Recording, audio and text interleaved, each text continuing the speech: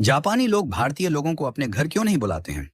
Japan में साल भर से ज्यादा समय से रह रहे एक भारतीय व्यक्ति ने जापान में एक अजीब बात देखी कि उसके जापानी मित्र विनम्र और मददगार थे, किंतु उसे कोई भी अपने घर नहीं बुलाता था, बल्कि एक कप चाय के लिए भी नहीं।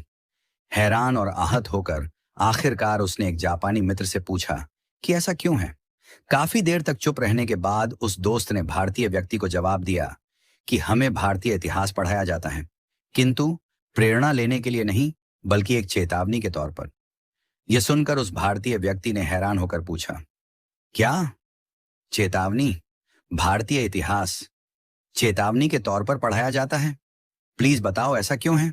तब जापानी दोस्त ने उससे पूछा कि बताओ कितने अंग्रेजों ने भारत पर राज किया था।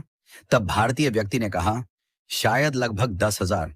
जापानी व्यक्ति ने गंभीरता से सिर हिलाया और पूछा, उस समय भारत में 30 करोड़ से ज्यादा भारतीय रहते थे, है ना?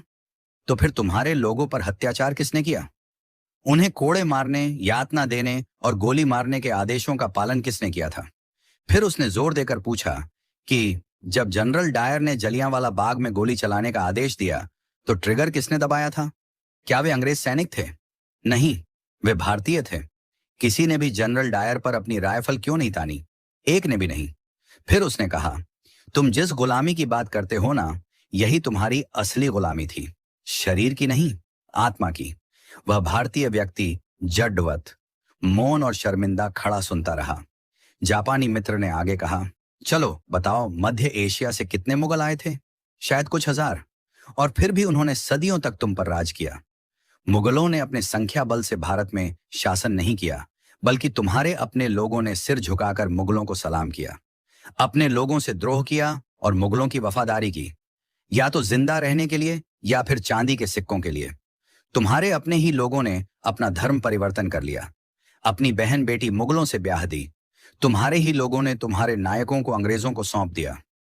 बताओ, चंद्रशेखर आजाद के साथ विश्वासघात किसने किया था? वे अल्फ्रेड पार्क में छुपे हैं। यह खबर अंग्रेजों को किसने दी थी?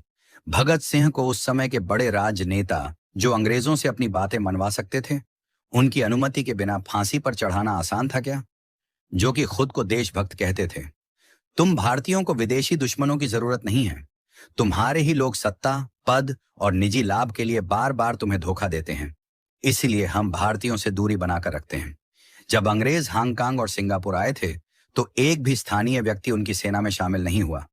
लेकिन भारत में तुम सिर्फ दुश्मनों की सेना में ही शामिल नहीं हुए, बल्कि तुमने उनकी सेवा की, उनकी पूजा की, उन्हें खुश करने के लिए अपने ही